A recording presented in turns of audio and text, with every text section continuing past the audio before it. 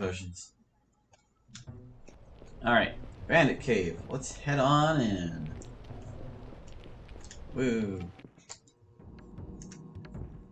So these are actually Jundar ruins. We'll see some of their architecture in the next room here. This is also the only cave in which that song we were hearing plays. But now there's tomb rats. Because tomb rats are still relevant, right? 136 damage there for a butt stab. How hard can you hit this thing, Aileron? How hard do you think? Let's just square you up right on his tail there, so it's definitely a back attack. Hit him. 106. You've been outdone by Donovan. I hope you feel ashamed of yourself.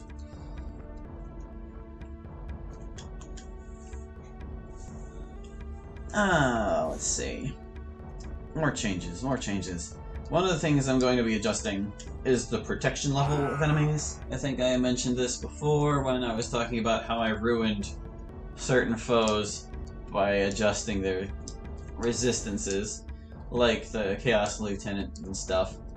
They're actually not as hardy as I thought they were. I looked at their stats in the original ROM, and they're only 25% resistant to physical and magic, which seems really low considering how hard it is to hurt them in the original game.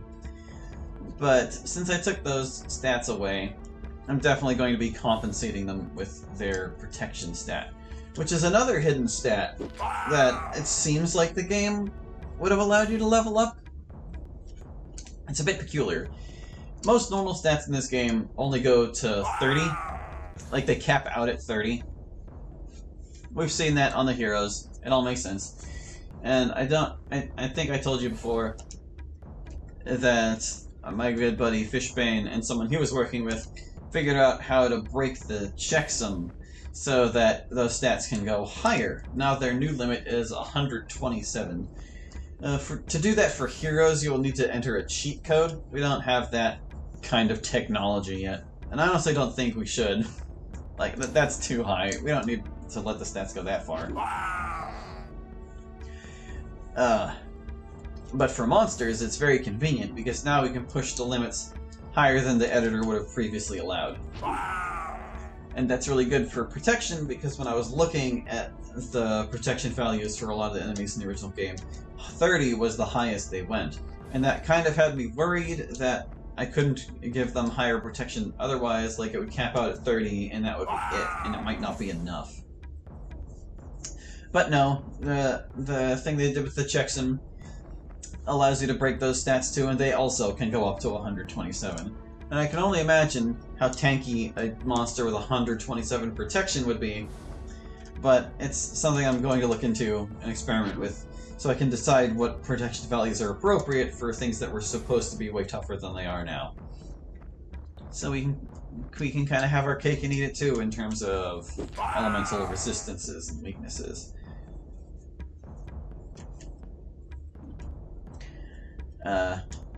One thing I haven't yet experimented with is adding damage values to spells, because I mentioned before... How many times have I said I mentioned before in this play session? I said once that you can... Oh god, sentences. How do I say them? I said once that there were enemies that were supposed to be immune to all forms of attack that could still be trapped with Wall of Bones because it doesn't do damage. Well, I was looking in the spell list thing that lists some of the stats for the spells, and I saw that Frozen Doom has a damage value. It's 3, even though the spell doesn't do damage and it just traps you. These are sandworms! They're icky! Ew, look at them! Don't ask me how they're living in this stone floor, but they are. Sandworms. I didn't really change them a whole lot. They have a new piece of armor, not that they weren't tough enough to begin with. But they're basically just as awful and threatening as they ever were. They're a lot worse in the desert because you have to run further to get to them, and they're just like spitting attacks at you the entire time. And their weapon is called Venom Spit, which has an acid bolt effect on the targets it hits. You might think in the original game that they've poisoned you, but no, that's not the case. It's necromancy. And they are very bulky and very hardy. Just all around pain in the butt, stubborn endgame enemies. Kind of curious what their protection value must be. Because, like, their resistances got adjusted just like everything else. And I'm not really seeing me doing much more damage to them than a normal run here. Like, these are normal numbers to be getting out of a sandworm. They are just that bulky. Bulky boys. Hit the weakened one. At least they're slow. At least that, right? So yeah, protection values, gonna be changing them. I don't know if they affect spell damage at all, but they might. We'll find out. I have more experiments yet to do.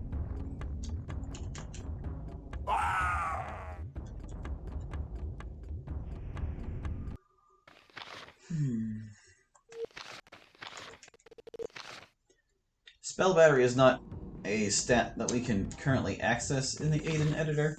I mentioned it to Fishbane and him. Got my fingers crossed it'll actually do it. But I don't know. I don't know what kind of timetable he works on. I usually just swing by the subreddit every once in a blue moon and there's an Aidyn editor update. I'm hoping he gets this one done a little quicker though, because I've been having some problems with the Aidyn editor in making these changes. Previously, the way I was doing this was I was just using a hex editor. I got like a hex plugin for Notepad++, and well, I learned hex code's pretty good, but it's also really tedious. I don't know why this guy doesn't notice you unless you talk to him. Are they more bandit rogues? They're just more bandit rogues. Where are all the renegades at, man? Where are all my bandit renegades at? Where's the fourth guy? 1, 2, 3. Oh, he's way over there. Whatever. But yeah, like, there are a couple things I've noticed that will really trip the editor up at times, and it's unfortunate. Like, if it ever comes across a value that it didn't account for inside of an enemy's data block, it causes the program to derail and not pull the rest of the data from that block.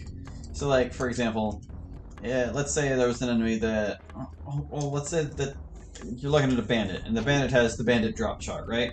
Well, suppose that it encountered an error somewhere in the bandit's stat block, and you were previously looking at a manticore or something.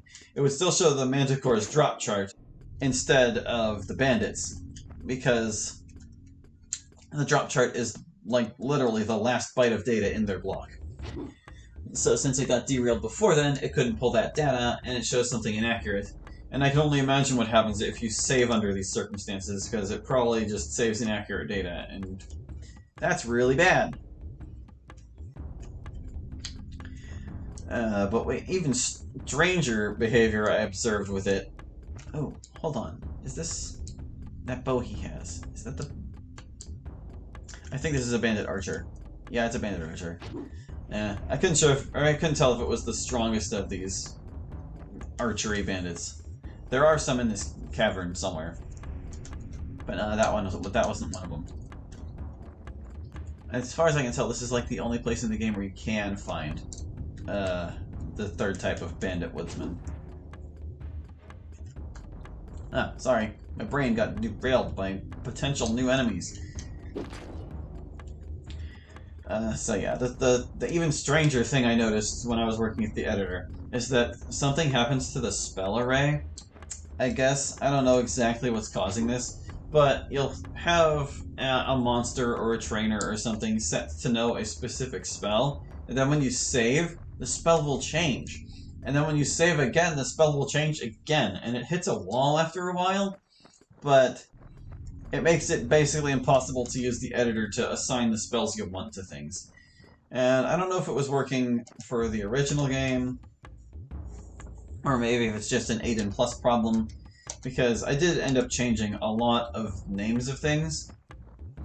And I don't know if that has anything to do with it. I really don't understand the inner workings of the whole thing. But whatever it may be, I can't use the editor to fully accomplish what I want to do without ruining a bunch of stuff, and I already did ruin a bunch of stuff. So I'm hoping Fishbane can get that fixed. For my own convenience, it would be super swell if I could just do all the changes in the editor without having to go into Notepad++. But even then, there are some other things I'll need to complain to him about. Ooh, they've leveled up. Nice. Health, health, health, health, health. There you go. So anyway. Oh, you're out.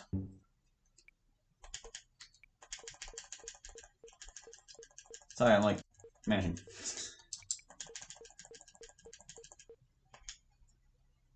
What? Oh man, that's a really high cost.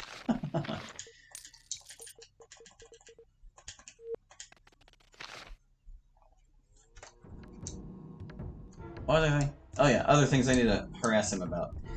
There are some items that couldn't be used certain ways that the editor doesn't account for right now. Like the lighthouse scroll in the original, and the formerly useless detecting traps and detecting chaos scrolls. You can actually assign them to become things, because I did in this mod. You may recall the lighthouse scroll became Burst of Light, which can cast Aura of Wrath, and I changed one of the other scrolls to Death's Shadow. I'm not sure we ever actually came across that, but we'll be seeing it in the desert. It's for sale there. The editor doesn't currently acknowledge these items as scrolls, so you can't actually change the spells on them or anything like that. Which is not too inconvenient for me, but for people who want to mod the game handily, it might be something worth looking into. Have we ever been hit by giant scorpions? I don't think we have. I think it's time that we do. Hey Donovan, do you want to get stung by a scorpion, buddy? Let's see how hard this scorpion hits you. Oh, never mind. It just felt like looking at you. It's giving you the eye. It's okay. Here, just walk over and say hi. Walk over and say hello to this fella. Turn your back on him, even. Remember, these guys have thief bonus. It's scary. Oh, that one's over there. Giant scorpion.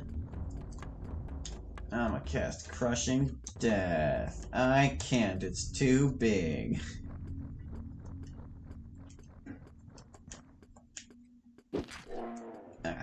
Anyway. Those items, yeah. They don't count as the things that they are.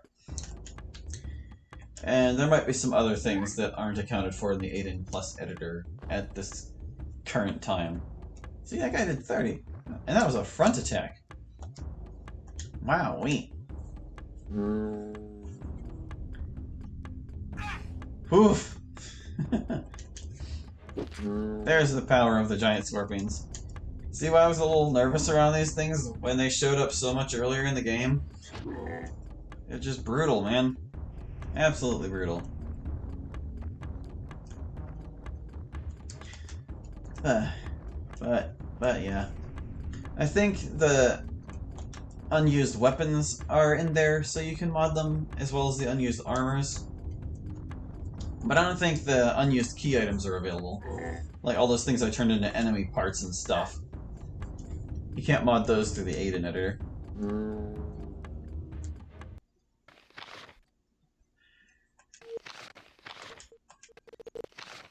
There are also some things you can't quite do with shops in it just yet. Like, in my tinkering, I discovered how to multiply the cost of items.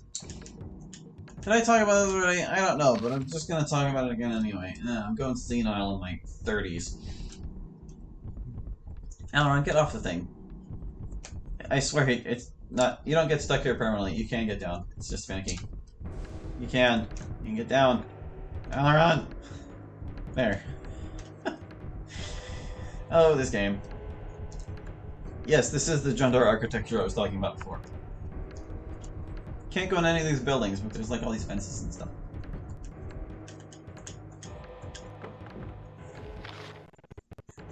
So, anyway. Shops and their prices. I discovered how to multiply them, or how the multipliers work. There are other bytes in the shop tables that I don't quite understand yet, and I think they're tied to merchant skill in some way. It's something I need to experiment with more and see how it works exactly. What I plan to do is like assign the same item to the shop, or to one shop, so that they're selling multiples of the same thing. But I'm going to have like different values for their bytes, so we can maybe see how it changes. Because when I observed it before, I couldn't really tell. Here's a human renegade. Are you guys all human renegades? Yeah, you are. This is like the big finale bandit battle right here.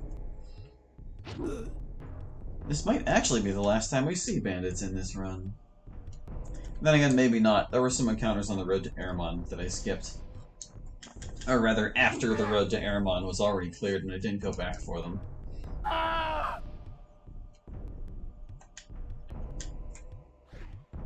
But yeah, this is like the part of the game that these guys were originally balanced for, and that's why they're like total mini-bosses the first time you see them. But whatever. Bandits. Shop multipliers, bandits. Shop multipliers. They range from... Well, the values you put in range from 0 to 7, but that number translates to, like, something specific that's hard-coded into the game. Like, 0 is going to be half off of the regular price. The number 1 is 3/4 of its original price, and number 2, which is the default value, is 100% of the regular price. And then up from there is 3 at 25% more, 4 at 50% more, 5 is double the cost. Here's our bandit raider. See, he's got the Heartseeker bow. Wowie! I killed him instantly! I should probably not kill them all instantly so we can see the other weapon they have. They over there, they're way over there. I'm gonna run Brenna over there. Hey there, guy! I can't reach you yet, but I will soon. Do you have a friend here that I can reach? Not really. Eh. Sorry, I keep getting sidetracked. I said 5 was 2 times the price, right? Yeah. 6 is 3 times, and 7 is 5 times. And I used those values to adjust the cost of items throughout the game, based on what things I wanted to be more costly in certain towns. And if the same item appears in one town, or, well, most items appear in multiple towns, but the further in you go, if it's an item you saw before, it's going to cost less the next time you see it. So, like, leather boots in Guernia cost more than leather boots in Arrow, that kind of thing. No, don't flee, Bandit Raider, we need to see your other thing. And Baird needs to not die. Baird, don't die, my dude, I'll shield you with my body. Alright, we've got you pinned now, guy, you have to switch weapons. You don't have a choice. I swear, no matter how much I raise these guys' health, they just keep getting their butts kicked. There he goes. Huzzah! So this is his other loadout. He's got this shield that some players may recognize from the very end of the game, that was formerly known as Sheridan's Shield, and it's not an item you can obtain in OG. It was only made available by modding, but he also has Sheridan's Sword over there. That's what it looks like. I renamed it to the Venom Sword because it's poisonous. That's its whole thing. It's just got poison in it. And I had, well, I had to rename it anyway because it wouldn't make sense to get Sheridan's Sword off of a bandit. And no, it's not called Sheridan's Shield anymore. It's called the Royal Shield. And it's actually pretty good. I'm kind of hoping we get these off these guys. Woo. Anyway. I think I said all I need to say about, like, shot multipliers. No, the guy, he's here. Oh, crap. The stakes have suddenly been raised. Owie. That hurt. That hurt, man. Do I have a charming item? Hold on a second. I think I do. Let me look. Did we just pick up a wand of charming somewhere? No, we didn't. We picked up banishing. Okay. Never mind. We'll have to use trapping abilities, I guess.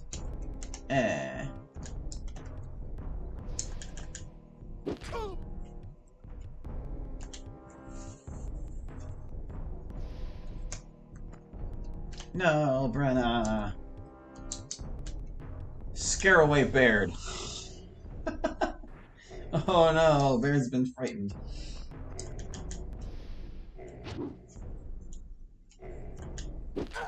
Ow! This guy! You need to be stopped. You're a menace to society. No, don't do that! Okay, hold on. I've got that Helm of Charisma I can use to convert them back, I'm pretty sure. So that shouldn't be a problem. Let me see. Yeah, she's got the Helm of Tempest. Who's got the Helm of Charisma? Aileron does! That's perfect? Question mark? Whatever. I'll cast Lights, because it's helpful for Aileron. Gotta get out of this scenario. Didn't I give somebody Dispel Naming, too? Did I ever bother to raise that up enough? You have Dispel Naming anyway. How about we kill the boss, then we'll worry about it. I'm gonna make sure I don't hit Brenna with my giant hammer. Okay, there we go. That fixed it. Problem solved. All the banditos are dead. Just hold your horses, guys. I know you want to kill me real bad right now. We'll try this first. We saved him! We saved ourselves. Ah, man. Brenna's still on the enemy team. Come on, Brenna. Oh, I should have moved that targeting ring.